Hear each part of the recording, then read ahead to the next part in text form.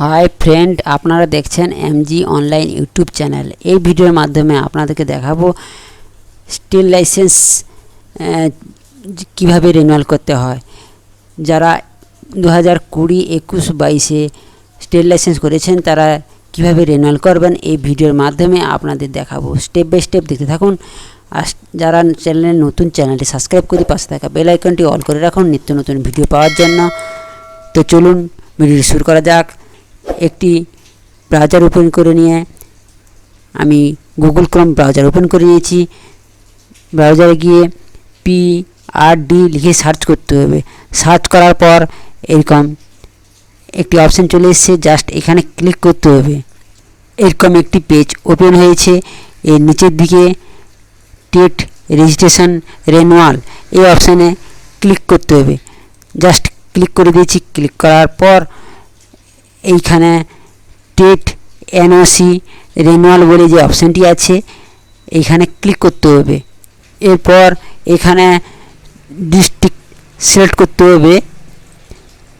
তারপর এখানে block select করে দিতে হবে। তারপর আছে গ্রাম পঞ্চায়েতটি সিলেক্ট করে দিতে হবে। তারপর এখানে রেজিস্ট্রেশন নম্বর, আগে যে টেল লাইসেন্সটি করা হয়েছিল তার রেজিস্ট্রেশন নম্বরটি এখানে আছে, সেই রেজিস্ট্রেশন নম্বরটি এখানে এন্ট্রি করতে হবে। এরপর সার্চ অপশানে ক্লিক করে দিতে হবে। এরপর একটি নতুন অপশান চলে এসছে। এখানে অ্যাপ্লিক্যান্টের নাম চলে এসছে, এখানে কত তারিখ রেজিস্ট্রেশন করেছিলাম তার ডেট চলে এসছে। আর এখানে ট্রেড নেম অর্থাৎ দোকানের নাম, বিজনেসের নাম এখানে চলে এসছে। আর কি ক্যাটাগরি বিজনেস সেটাও চলে এসছে এখানে। আর এখানে কতদিন পর্যন্ত রেজিস্ট্রেশন ডেট লাইসেন্স ছিল তার লাস্ট ডেটটা এখানে চলে এসছে। আর অ্যামাউন্ট, এখানে কত টাকা অ্যামাউন্ট দিয়ে আমি রেজিস্ট্রেশনটা করছিলাম, টেল লাইসেন্স করছিলাম, ওটা অ্যামাউন্টটা এখানে এসছে। আর এখানে দেখাচ্ছে রিনিউয়াল পেন্ডিং। তো রিনিউয়াল করতে হলে আমাকে এই অপশানে ক্লিক করতে হবে রিনিউয়াল করার জন্য। এই অপশানে ক্লিক করে দিলাম। এরপর এরকম একটি ফর্ম ওপেন হয়েছে। এখানে অ্যাপ্লিক্যান্ট ডিটেলস এখানে সমস্ত চলে এসছে, নাম, রেজিস্ট্রেশন নাম্বার সমস্ত কিছু চলে এসছে। আর এখানে আছে অ্যাড্রেস ফর অ্যাপ্লিক্যান্টে। তো এখানে গ্রামের নামটি এখানে দিতে হবে। আর এখানে সংসদের নামটি এখানে দিতে হবে।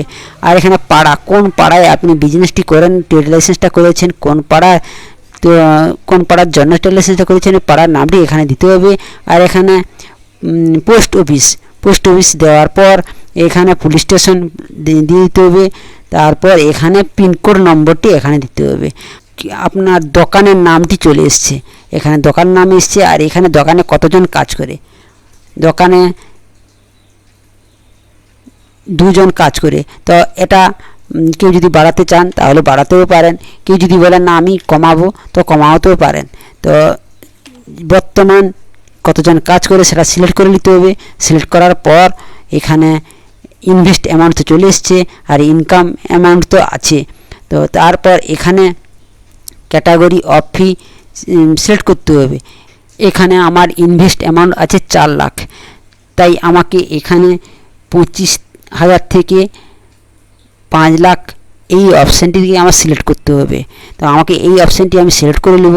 সিলেক্ট করার পর এখানে দেখাচ্ছে 750 টাকা 3 বছরের জন্য। তো 750 টাকা 3 বছরের জন্য আমাকে পে করতে হবে।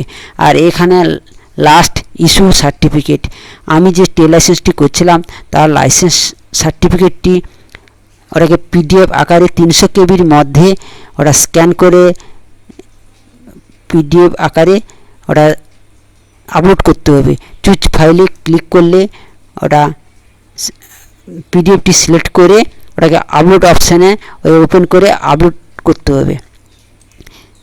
তারপর প্রসিডে ক্লিক করতে হবে। এরপর এরকম একটি পেজ ওপেন হয়েছে।